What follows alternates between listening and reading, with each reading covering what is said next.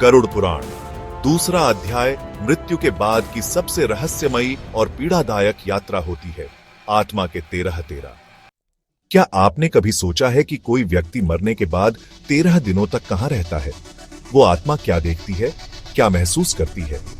गरुड़ पुराण में बताया गया है कि जब कोई जीव संसार को छोड़ता है तो उसकी आत्मा न पूरी तरह पृथ्वी पर होती है, न ही पूरी तरह परलोक में।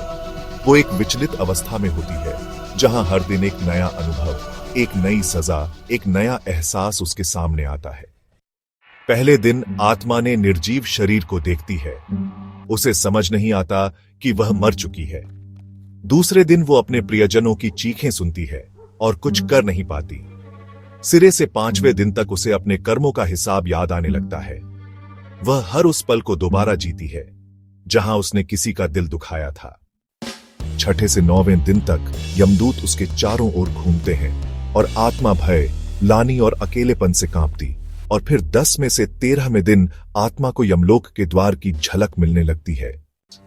गरुड़ पुराण कहता है 13वें दिन यमदूत आत्मा को लेकर जाते हैं एक ऐसे स्थान पर जहां उसके अच्छे बुरे कर्मों का न्याय होता है। शास्त्रों में कहा गया है 13वें दिन आत्मा को न्याय की ओर भेजा जाता है जहां उसके पाप पुण्य का पूरा लेखा जोखा सामने रखा जाता है।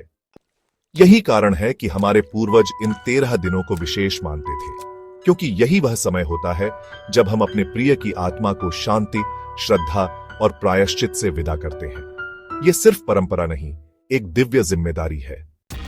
और अब इस यात्रा का अगला चरण है यमलोक का पहला द्वार, जहां आत्मा अपना पहला निर्णय सुनती है। क्या उसे नरक भेजा जाएगा या दूसरा अवसर मिलेगा? जानने के लिए जुड़े रहिए अगले अध्याय में। और अगर आपने इस रहस्यमय यात्रा को अब तक महसूस किया है तो इस ज्ञान को जरूर आगे बढ़ाएं।